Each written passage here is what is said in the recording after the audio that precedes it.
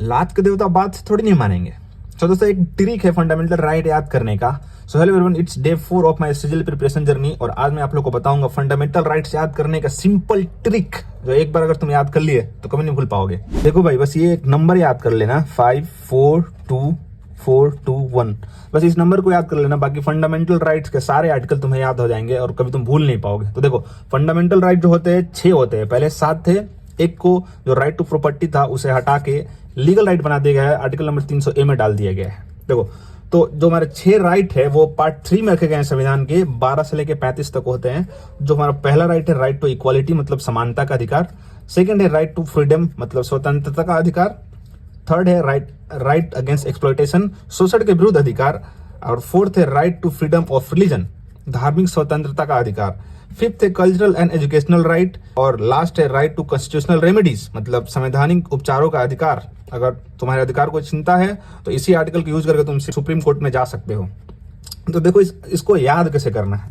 ये जो मैंने नंबर बनाया ना 5 4 2 4 2 1, जो इसी को याद कर लो। बस इसी से तुम्हारा याद आया कि हाँ, जो राइट टू इक्वालिटी था ना उसमें 5 आर्टिकल थे। बस ये तुम 14 याद कर लो कि जो हमारा जो फंडामेंटल राइट्स है 12 से स्टार्ट होती है, पर 12 और 13 इसको यहाँ पे लास्ट में लिख दिया हूँ। 12 में हमारे डेफिनेशन ऑफ स्टेट है, ये याद कर लो। 13 में ये क्या है, कोई भी लॉ अगर बनाया जाए वो फंडामेंटल राइट के विरुद्ध हो तो डिक्लेयर कर दिया जाएगा नल एंड वॉइड, मतलब वो लॉ नहीं माना जाएगा। तो बस ये 2 याद कर लो, उसके बाद 14 याद कर लो, बस 14 नंबर। अब 14 से याद कर लोगे तो 5 4 2 4 2 1। हम ऐसे याद किए 5 4 2 4 2 1। ऐसे अगर 5-6 बार बोलोगे ना 5 4 2 4 2 1, बस ये याद हो जाएगा। और भाई कभी भी एग्जाम में क्वेश्चन आएगा ना, तुम फट से धड़ल्ले से बना दोगे। अगर पूछ लेगा आर्टिकल 22 क्या है मतलब, तो राइट टू फ्रीडम है। आर्टिकल 24 क्या है, राइट अगेंस्ट एक्सप्लॉयटेशन है। इतना आसान है। और बाकियों के अगर तुम्हें इस सब को भी डिटेल में याद करना है तो देखो, इसका ट्रिक है लात का देवता बात से थोड़ी नहीं मानेंगे। LDEUT लदेउत।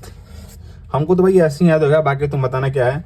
अब L से है तुम्हारा लॉ, D से डिस्क्रिमिनेशन, E से तुम्हारा एम्प्लॉयमेंट, U से अनटचेबिलिटी और T से टाइटल। तो बस SSC वालों के लिए बस ये कुछ कीवर्ड याद करना आता है भाई। पूरा हमें UPSC की तैयारी नहीं करना है कि सारा हमें पता ही हो, ठीक है। कीवर्ड याद कर लो और यही एग्जाम में भाई काम आएगा, वहां पे तो टाइम रहता नहीं है।